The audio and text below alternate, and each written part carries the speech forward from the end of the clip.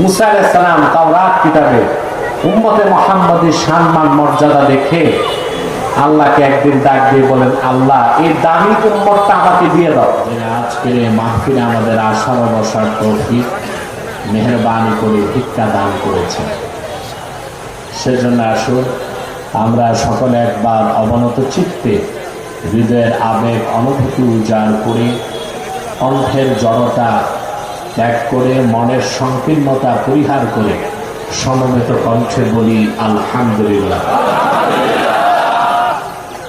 অগণিত অসংখ্য দরুদ ও সালাম আল্লাহর সৃষ্টির প্রধান আকর্ষণ, বিশ্বসভার সভাপতি, সকল নবী রাসূলগণের মাথার তাজ, শামসুল হিদায়াত, বদরুদ্দুজা, সাইয়্যিদুস সাকালাইন, ইমামুল মুরসালিন, খাতামুন নবিয়্যিন ওয়াল মুরসালিন, আফতাবে নবুওয়াত, শাহনশাহে রিসালাত, সরকারে দো জাহান, সুলতানুল মদিনা, নবিয়ুল আম্বিয়া, হুজুরে আকরাম, নূরে মুজাসসাম, নূরুন আলা নূর, সাইয়্যিদিনা হাবিবিনা শফিঈনা মাওলানা মুহাম্মদ সাল্লাল্লাহু আলাইহি ওয়াসাল্লামের উপর আল্লাহ পাক যাকে আজ থেকে ১,৫০০ বছর আগে প্রেরণ করেছেন সর্বশ্রেষ্ঠ ও সর্বশেষ নবী ও রাসূল হিসেবে, যার পরে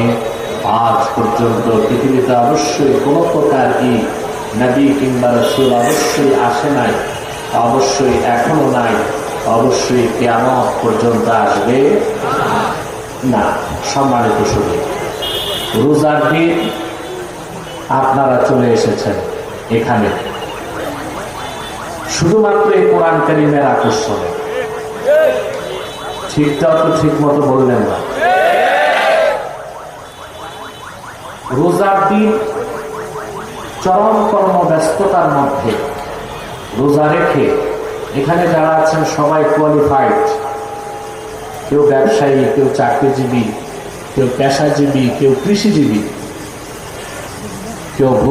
কেউ আছেন চাকরিজীবী, বিভিন্ন পেশার লোকজন আছেন। কাজ কাম বাদ দিয়ে রোজা রেখে চলে এসেছেন, এটা যেন তেন কথা না, এটাও একরকম জিহাদি আপনারা বের হয়েছে।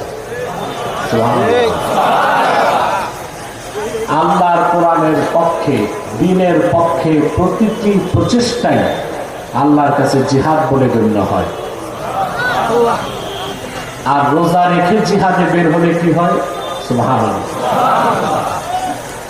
আল্লাহ হাবিবের সাথ করেছেন, মান সামা ইয়াওমান ফি সাবিলিল্লাহ ঈমানান ওয়া ইহতিসাবা বা'দাল্লাহু ওয়াজহাহু আনিন নারি ৭০ খরিফা। যে ব্যক্তি একদিন রোজা রাখলো আল্লাহর পথে বের হয়ে ইমানের সাথে সওয়াবের নিয়তে, একদিনের রোজার বিনিময়ে আল্লাহ পাক সে বান্দার চেহারাকে জাহান্নামের আগুন থেকে ৭০ বছর দূরে সরায় দিবেন। এই যে সৌভাগ্য আমরা পেলাম, এতে খুশি না বেজা? আলহামদুলিল্লাহ। আমরা আসতে পেরেছি রোজা রেখে, এতে আমরা খুশি, আমাদের মালিক আল্লাহ খুশি। কিন্তু বেজার কিন্তু শয়তান। ও বন্দি থাকলেও বেজার, এখন তো বন্দি, অ্যারেস্টেড, কিন্তু বেজার। ঠিক কিনা? আবার মনে রাখবেন, মারাদাতুর শয়তানগুলো বন্দি, কিন্তু আপনার সাথেও একটা শয়তান আছে, তারিনুম মিনাশ শয়তান। এটা কিন্তু সাথেই থাকে, এটা বন্দি হয় না। সব শয়তানি যদি বন্দি হয় তো রমজান মাসে শয়তানি করে কার? রমজান মাসে দ্রব্যমূল্যের দাম বাড়ে না? এরা কোন ধরনের শয়তান? রমজান মাসে অনেকে মদ পান করছে, জুয়া খেলছে, রোজা রাখে না, নামাজ পড়ে না। এদের কাছে শয়তান আসার দরকার হয় না। শয়তানের অনুপস্থিতিতে এরাই শয়তানের রিপ্রেজেন্টেটিভ হিসেবে শয়তানের দক্ষতার সাথে শয়তানি করতে পারে। তা আপনারা এসেছেন, শয়তান তো বেজা, ঠিক না? এখন আপনাকে ওয়াসওয়াসা দিবে শয়তান। আপনার সাথে যে শয়তান আছে ওটার নাম হচ্ছে খাতের, কি না? প্রত্যেক মানুষের সাথে, মুমিনের সাথে একটা ফেরেশতা থাকে, তার নাম মুলহিম, ডান দিকে থাকে। আর তারিনুম মিনাশ শয়তান, একটা শয়তান থাকে সঙ্গী, ওটা বাম দিকে থাকে। এই শয়তান আপনাকে ওয়াসওয়াসা দিবে মুনাজাতের আগে উঠা যায় কিনা। আমরা নেক নিয়ত করে শয়তানের নাপাক গালে একটা চপেটা ঘাত করবো, রাজি আছেন? কিছুক্ষণ পর মুনাজাত করে গুনাহ মাফ করে নিষ্পাপ বেহেশতি আল্লাহওয়ালা হয়ে বাড়ি যেতে চাই। কারা কারা হাত তুলে আল্লাহ তাআলা আল্লাহ কবুল করুন, মঞ্জুর করুন, বলুন আল্লাহুম্মা আমিন। আপনারা দেখতে পাচ্ছেন আকাশ মেঘাচ্ছন্ন হয়ে যাচ্ছে। আমি জানি না কখন বৃষ্টি আসে, তবে আল্লাহর কাছে এসেছি। আল্লাহ যদি ভিজায় খুশি হন, আমি ভিজতে চাই। আপনারা না না, সুপুরুষরা বলেন, কাপুরুষরা না। আল্লাহ যদি ভিজায় খুশি হন, আমরা আর উনি যদি বৃষ্টি দিয়ে মাহফিলটা পণ্ড করে দেন, এটা বেইনসাফ হবে না ইনসাফ? যদি বৃষ্টি না দেন ওইটা হবে ইহসান। এখন আমরা দেখবো তিনি ইনসাফ করেন নাকি ইহসান করেন। বাকি একবার আমি বলবো, যারা দাঁড়িয়ে আছেন পিছনে কিছু জায়গা আছে, বসে যান। আমি জানি আপনারা কালচার, এডুকেটেড এবং সিভিলাইজড, সভ্য ভদ্র মানুষ। বারবার আমাকে বলতে হবে না, সামনে যান। আপনাদের বলছি, ভদ্র মানুষদেরকে সামনে যান। মাহফিলের পরিবেশটা যত সুন্দর করবেন, আপনার কবরটা তত সুন্দর হয়ে যাবে। আসুন আমরা মূল আলোচনায় চলে যাই। আজকে আমি তেলাওয়াত করেছি সূরা আলে ইমরান থেকে 110 নম্বর আয়াত। উম্মতে মুহাম্মাদী হিসেবে আমাদের মর্যাদা কি, কর্তব্য কি, করণীয় কি, এই কথাগুলো তুলে ধরার লক্ষ্যে আমি সূরা আলে ইমরান থেকে 110 নম্বর আয়াত তেলাওয়াত করেছি। আমার সঙ্গে আপনারা তিলাওয়াত করবেন, যেন প্রতিটি অক্ষরের নূর আল্লাহ তাআলা আমাদের সিনায় মানকুশ করে দেন। বলেন আল্লাহুম্মা আমিন। করুন। আউযু বিল্লাহি মিনাশ শাইতানির রাজীম। বিসমিল্লাহির রাহমানির রাহিম। কুনতুম খায়রা উম্মাতিন উখরিজাত লিন-নাসি তা'মুরুনা বিল মা'রুফ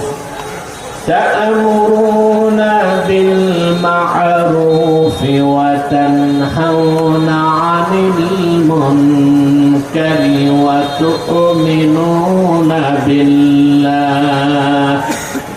ওয়ালাউ আমানা আহলুল কিতাবি লাকানা খায়রান লাহুম মিনহুমুল মু'মিনুনা ওয়া আকসারুহুমুল ফাসিকুন। আল্লাহ পাক বলেন, আল্লাহ তাআলা বলেন, আমার দিকে তাকান। আপনার যদি মনোযোগ নষ্ট করেন আমি তো ধারাবাহিকতা হারিয়ে ফেলব। আল্লাহ পাক বলেন, কুনতুম খায়রা উম্মাহ, উম্মতে মুহাম্মাদী ইমানদারগণ, তোমরাই সর্বশ্রেষ্ঠ উম্মত। ঘোষণা কার? উখরিজাত লিন-নাস, আই আখরাজাকুমুল্লাহু লিনাফইন নাস। আল্লাহ তোমাদেরকে উদ্দেশ্যমূলক ভাবে বের করেছেন গোটা বিশ্ব মানবতার কল্যাণে। মুসলমান শুধু মুসলমানের জন্য না, গোটা বিশ্বের কল্যাণে। সুবহানাল্লাহ। তোমাদের মূল কাজ কি? তা'মুরুনা বিল মা'রুফ, সৎ কাজে তোমরা আদেশ করবে। ওয়া তানহাউনা আনিল মুনকার, অসৎ কাজে বাধা দিবে। ওয়া তু'মিনুনা বিল্লাহ, আর নিরঙ্কুশ ভাবে মহান আল্লাহর উপর ঈমান আনবে। সুবহানাল্লাহ। ওয়ালাউ আমানা আহলুল কিতাবি লাকানা খায়রান লাহুম, আহলে কিতাবের লোকজন যদি ঈমান আনতো ইহুদি খ্রিস্টানদের কথা আল্লাহ বলেছে, তারা যদি ঈমান আনতো লাকানা খাইরাল লাহুম, তাহলে তাদের জন্য এটা মহা কল্যাণের কারণ হয়ে যেত। মিনহুমুল ফাসিকুন মিনহুমুল মুমিনুন ওয়া আকসারুহুমুল ফাসিকুন। কিন্তু ইহুদি খ্রিস্টান আহলে কিতাবের খুব কম সংখ্যকই ঈমান এনে মুসলমান হয়েছে, তাদের অধিকাংশই ঈমান আনে নাই, মহাসত্য থেকে বিচ্যুত এবং তারা অবিশ্বাসী এবং কাফের। আল্লাহ রাব্বুল আলামিন বলেছেন উম্মতে মুহাম্মাদী তোমরা শ্রেষ্ঠ উম্মত। এটা পৃথিবীর কোন সংস্থার ঘোষণা না আল্লাহর ঘোষণা? এর চেয়ে শ্রেষ্ঠ কোন সত্য কোন কথা হতে পারে? জোরে বলেন। পৃথিবীতে যারা ন্যাশনালিজম জাতীয়তাবাদী বিশ্বাসী, আমরা বিশ্বাস করি না? কথা বলেন। কেউ বাংলাদেশি, কেউ পাকিস্তানি, কেউ ভারতী, কেউ পশ্চিমা মার্কিনী, কেউ ইউরোপীয়, প্রত্যেক জাতি গোষ্ঠী তার শ্রেষ্ঠত্বের দাবি করে না? বাঙালি বলবে আমরাই শ্রেষ্ঠ, যদিও বা ইসলাম জাতীয়তাবাদকে বিশ্বাস করে না। ইসলামের শিক্ষা হচ্ছে যে কালেমা পড়ছে সে মুসলমান, ঠিক কিনা? 57টি মুসলিম রাষ্ট্রের মুসলমানদের একটাই পরিচয়, তারা উম্মতে মুসলিমা। এখানে জাতীয়তাবাদের কোন দাবাই নাই, আছে? আরে বাবা কথা বলেন। আমি জানি রোজা রেখে দুর্বল, কিন্তু রোজা রাখলে মুমিনের স্পিরিচুয়াল পাওয়ার বেড়ে যায়। না না, বাতাসটা ক্ষতি করবে। আপনার কথা শুনতেছেন? তো প্রত্যেকটা জাতি তার শ্রেষ্ঠত্বের দাবি করে। পৃথিবীতে নিজেকে সবচেয়ে শ্রেষ্ঠ জাতি বলে দাবি করে ইংরেজরা। কারা? অথচ ইতিহাস বলে পৃথিবীর most uncivilised nation is Englishman. ইংরেজরাই পৃথিবীর সবচেয়ে অসভ্য জাতি। তাদের 700 বছর আগের ইতিহাস দেখেন, সমুদ্রের দস্যুবৃত্তি করত, চুরি করত, কলোনি ঔপনিবেশিক স্থাপন করে মানুষকে লুণ্ঠন করত। আমাদের ইস্ট ইন্ডিয়া কোম্পানি ব্যবসার নামে এসে 100 বছর এদেশের রাজনীতিতে হস্তক্ষেপ করলো। পরবর্তীতে ইংরেজ শাসনের মাধ্যমে প্রায় 188 বছরে উপমহাদেশে কি না নিছে তারা। তাজমহল থেকে কোহিনূরটা চুরি করে নিয়ে গেছে, কুতুব মিনার থেকে মুঘল শাসকদের সম্পদগুলো চুরি করে তারা ব্রিটেনকে সমৃদ্ধ করেছে। 200 বছর আগে তারা যা চুরি করেছে তা বর্তমান বাজার মূল্য $33 ট্রিলিয়ন। কত? এই সব ইংরেজরা চুরি করছে মুঘলদের কাছ থেকে মুসলিমদের সম্পদ। তো যাদের ইতিহাসটাই চুরি আর ডাকাতি, তারা কি সিভিলাইজড না আনসিভিলাইজড? সভ্য না অসভ্য? জোরে বলতে হবে। পৃথিবীর প্রত্যেকটা জাতি তার সভ্যতার দাবি করবে, কি মুঘল, কি খান, কি পাঠান, বলবে আমরাই সেরা। কিন্তু আল্লাহ রাব্বুল আলামিন, এটা জাতিসংঘের ঘোষণা নয়, পৃথিবীর কোন জরিপ নয়, কোন গবেষকের গবেষণা নয়।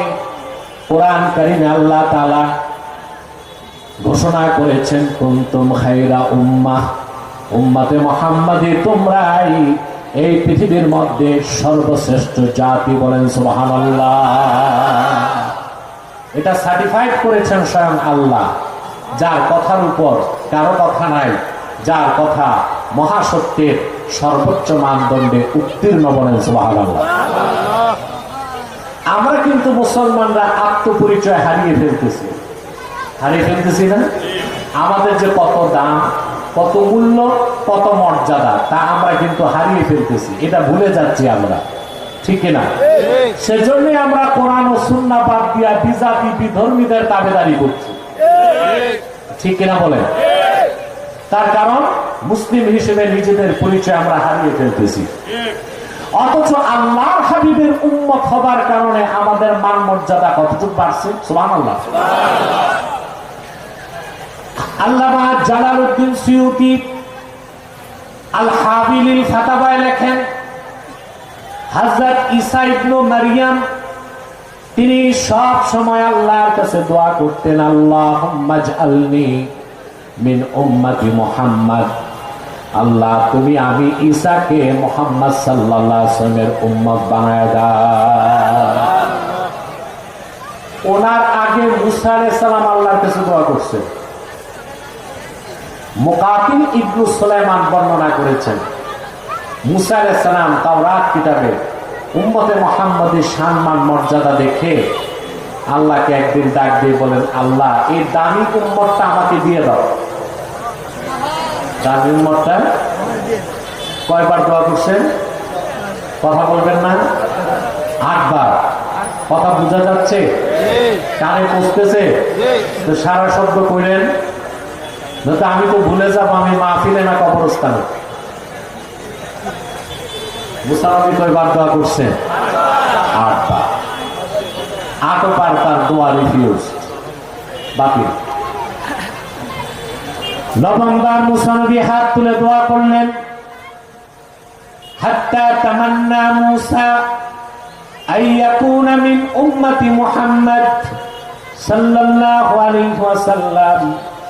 9 বার মুসা নবী হাত তুলে দোয়া করলেন, আল্লাহ তাহলে আর উম্মত চাই না, আমি মুসাকে তুমি মুহাম্মদ সাল্লাল্লাহু আলাইহি ওয়াসাল্লামের উম্মত বানায় দাও। আল্লাহ বললেন, মুসা দেরি হয়ে গেছে, 8 বার উম্মত না আছে, প্রথমবার যদি তুমি উম্মত হবার দোয়া করতা, আমি আল্লাহ তোমার দোয়া কবুল করে নিতাম। সুবহানাল্লাহ। যারা দাঁড়িয়ে আছেন আমি বলবো বসেন নয় চলে যান। আবার বলছি, যারা দাঁড়িয়ে আছেন বসেন নয় চলে যান। প্যান্ডেল তো ভরেই গেছে, আপনারা না বসলে কিছু আসে যায় না, কিন্তু বসলে সুন্দর দেখা যাবে। আর যারা গল্প করতেছেন বাইরে, এই বসেন, এগুলোকে সরাও। এই 2-4-10টা বেয়াদবের কারণে পরিবেশ নষ্ট হয় না। হয় বসেন নয় প্যান্ডেল ছাড়েন। সম্মানিত সবই আপনাদেরকে বলছি, বসেন, বসে যান।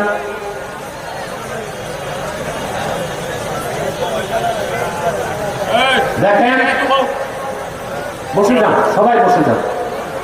আপনার সব জায়গায় রাজনীতি নিয়ে খেলবেন না, আমি রাজনীতির ঊর্ধ্বে, বুঝেন নাই? আপনার নেতা থাকলে আপনি থাকবেন, আপনার নেতা গেলে আপনি সরবেন, এগুলো মাহফিলে রাজনীতি চলে না। একদম, আমি সব বুঝি, আমি রাজনীতি করি না, রাজনীতি শিখাই।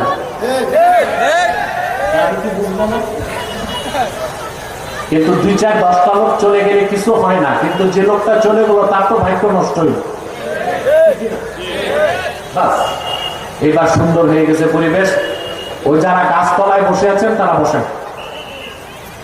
সম্মানিত শুধু একদম আমার দিকে তাকান, সময় খুব কম, আকাশ হালকা বৃষ্টিও পড়তেছে, ভয় পাবেন না, আমি উঠার আগে কেউ উঠবেন না, ঠিক আছে?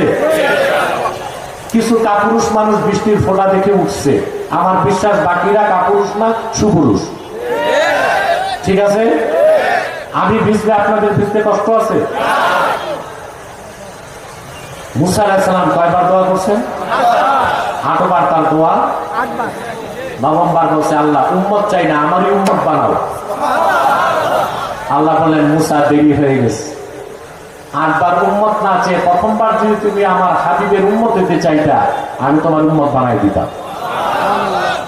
ঈসা আলাইহিস সালাম এই ঘটনা ভালো করে জানতেন, এই জন্য তিনি শুরু থেকে দোয়া করছেন, আল্লাহ তুমি আমাকে মুহাম্মদ সাল্লাল্লাহু আলাইহি ওয়াসাল্লামের উম্মত বানায় দাও। আল্লাহ তার দোয়া কবুল করছেন? কথা বলে না।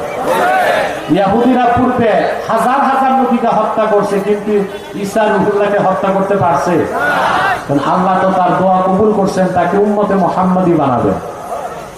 ইহুদিরা যখন তাকে হত্যা করতে গেল, ঈসা ইবনে মারইয়ামকে আল্লাহ আকাশে উঠায় দিলেন। অন্য একজনকে আল্লাহ ঈসার মতো একটু সাদৃশ্য দিলেন, তাকে হত্যা করে। ইহুদিরা বলল ঈসা শেষ। আল্লাহ বললেন, না, যেটা মারছে এটা ঈসা না, এটা মিসা। ঈসা কই? খ্রিস্টানরা আছে মিসানিয়া, মুসলমান আছে ঈসানিয়া। খ্রিস্টানরা এটা বিশ্বাস করে যে ঈসাকে হত্যা করা হয়েছে, এই জন্য তারা থিওরি অফ ক্রুসিফিকেশন, এই যে ক্রুশবিদ্ধ, এটাকে বিশ্বাস করে, অথচ এটা কুফর। আল্লাহ বলেছেন ঈসাকে হত্যা করা সম্ভব হয় নাই, তাকে আমি আকাশে উঠায় রাখছি। কিয়ামতের আগে দাজ্জালকে হত্যা করার জন্য হযরত ঈসা দামেস্কের জামে মসজিদে অবতরণ করবেন। তবে তখন তার পরিচয় নবী হবে না, তার পরিচয় হবে উম্মত। বলেন সুবহানাল্লাহ। কি পরিচয়? উম্মতে মুহাম্মাদী। কথাটিকে খুব সুন্দর করে উল্লেখ করেছেন মোল্লা আলী কারি, শারহু ফিকিল আকবার, দারুল নাফায়েস, লেবানন, বৈরুতের ছাপ। আমার স্মৃতি বলতেছে 128-29 পৃষ্ঠায় পাবেন। দাজ্জাল আরবে ঢুকতে পারবে না, এছাড়া আশপাশে সব জায়গায় ঢুকবে। ইমাম মাহদী কোন ঠাসা হয়ে যাবেন দামেস্কের জামে মসজিদে, তিনি অপেক্ষা করবেন। দাজ্জালকে হত্যা করতে তো ঈসাকে লাগবে। পরে একদিন শুক্রবার হবে, আসর নামাজের আজান হয়ে যাবে, একামত হয়ে যাবে। ইমাম মাহদী আসর নামাজ শুরু করবেন না। লোকজন বলবেন নামাজ শুরু করেন, তিনি বলবেন না, আমার কাছে খবর এসেছে ঈসা ইবনে মারিয়াম আকাশ থেকে নেমেছেন, তিনি আসলে একসাথে নামাজ পড়বে। লোকজন বেরিয়ে যাবে, দেখবে সত্যি হযরত ঈসা দামেস্কের জামে মসজিদের পূর্ব পাশের মিনারা দিয়ে নামতেছেন। শারহু ফিকিল আকবার সাক্ষ্য দেয়, ফায়ুশিরুল মাহদী ইলা ঈসা ইবনে মারইয়ামা বিতাকাদ্দুম। হযরত ঈসা, হযরত ইমাম মাহদী ঈসাকে ডেকে বলবেন, আসর নামাজের আজান হয়ে গেছে, একামত হয়ে গেছে, আপনি নামাজ পড়ান। হযরত ঈসা বলবেন না, আমি নামাজ পড়াবো না, আপনি উম্মতের ইমাম, আপনি নামাজ পড়াবেন। ইমাম মাহদী নামাজ পড়াবেন, ঈসার পিছনে নামাজের ইক্তেদা করবেন। কেন ঈসা আলাইহিস সালাম নামাজ পড়াবেন না? মোল্লা আলী কারি ব্যাখ্যা লিখেছেন, ফায়াক্তাদি বিহি লিয়াজহারা মুতাবিআতা নবিয়িনা মুহাম্মদ সাল্লাল্লাহু আলাইহি ওয়াসাল্লাম। হযরত ঈসা নামাজ পড়াবেন না, ইমাম মাহদীর পিছনে নামাজ পড়বেন। তখন পৃথিবীর মানুষকে এই কথাটা জানাতে, আমি মরিয়ম পুত্র ঈসা এখন আর নবী হিসেবে আসি নাই, মুহাম্মদ সাল্লাল্লাহু আলাইহি সাল্লামের উম্মত হিসেবে এসেছি। রাগ করবেন না মুসলমান, মুসা নবী দরখাস্ত করে উম্মত হতে পারে নাই, ঈসা নবী দরখাস্ত করে উম্মত, আর আমি আপনি বিনা দরখাস্তে রাসূলুল্লাহর উম্মত। সেই জন্য নিজেদের দাম বুঝি না। আমাদের দাম যে কত কম তা বোঝা যায় নির্বাচনের আগের রাতে। এখানে চেয়ারম্যান সাহেব আছে, আরো প্রার্থীরা আছে, রাগ করবেন না, এটা বাংলাদেশের কালচার হয়ে গেছে। কোরবানির সময় একটা বকরির দাম হয় 12,000 টাকা, আর নির্বাচনের আগের রাতে ভোটারের দাম হয় শুধু 1200 টাকা, আরো কম। তাহলে আমাদের দামটা কি, কোথায় আমরা কোথায় পৌঁছে গেছি যে আমাদের মূল্যটাই আমরা হারাই ফেলতেছি, ঠিক কিনা? অথচ আমরা হচ্ছি আল্লাহর আখির নবী মুহাম্মদ সাল্লাল্লাহু আলাইহি ওয়াসাল্লামের উম্মত। আল্লাহ বলেছেন তোমরা শ্রেষ্ঠ জাতি, সুবহানাল্লাহ। তোমাদেরকে আমি বের করেছি গোটা বিশ্বের নেতৃত্ব দেবার জন্য, শুধু মুসলমান মুসলিম জাতির জন্য না, বিশ্ব মানবতার কল্যাণে। বলেন সুবহানাল্লাহ। আমরা শ্রেষ্ঠ জাতি, সুবহানাল্লাহ। কত শ্রেষ্ঠত্ব আল্লাহ তার হাবিবের উসিলায় আমাদেরকে দান করছেন। বুখারী শরীফের হাদিস, আল্লাহ রাসূল ইরশাদ করেছেন, নাহনুল আখিরুন আস-সাবিকুন। সুবহানাল্লাহ। উমদাতুল কারিতে মোল্লা আলী কারি ব্যাখ্যা লেখেন, নাহনুল আখিরুন আস-সাবিকুন, আই নাহনুল আখিরুন ফিদ দুনিয়া আস-সাবিকুনা ইয়াউমাল আখিরাহ। আল্লাহর হাবিব বলেছেন, আমার উম্মতে মুহাম্মাদি পৃথিবীতে এসেছে সকল জাতির পরে, কিন্তু আখিরাতে থাকবে তারা সকল জাতির আগে। আসছি সবার পরে, কিন্তু হাসরে, মিজানে, পুলসিরাতে, জান্নাতে সবার আগে। সুবহানাল্লাহ। কারণ আমরা শ্রেষ্ঠ জাতি, আমরা কোন জাতি? আসছি সবার পরে, আমাদের পরে কোনো জাতি নাই, কিন্তু হাসরে আমাদের অবস্থা হবে সবার আগে। হাসর ময়দানে 120 টাকা তার হবে, বেহেশতীদের, কাফেরদেরটা ছাড়া। আল্লাহর হাবিব ইরশাদ করেছেন, আহলুল জান্নাতি ইশরুনা ওয়া মিআতু সাফিন। হাসর ময়দানে জান্নাতীদের 120 টাকা তার হবে। আল্লাহর হাবিব বলেছেন, 120 কাতারের সামনের 80 কাতার হবে আমার উম্মতে মুহাম্মাদি। আদম থেকে ঈসা পর্যন্ত সকল লক্ষাধিক নবী রাসূলের ঈমানদার উম্মত হবে মাত্র 40 কাতার, আর রাসূলুল্লাহর উম্মত হবে, জোরে বলেন, 80 কাতার। সুবহানাল্লাহ। দেখেন, আল্লাহ তার হাবিব মুহাম্মদ সাল্লাল্লাহু আলাইহি ওয়াসাল্লামের মাধ্যমে দ্বীন ইসলামকে পরিপূর্ণ করলেন 1500 বছর আগে। 1500 বছর পরে সারা দুনিয়ায় মুসলমানের সংখ্যা আছে 200 কোটি।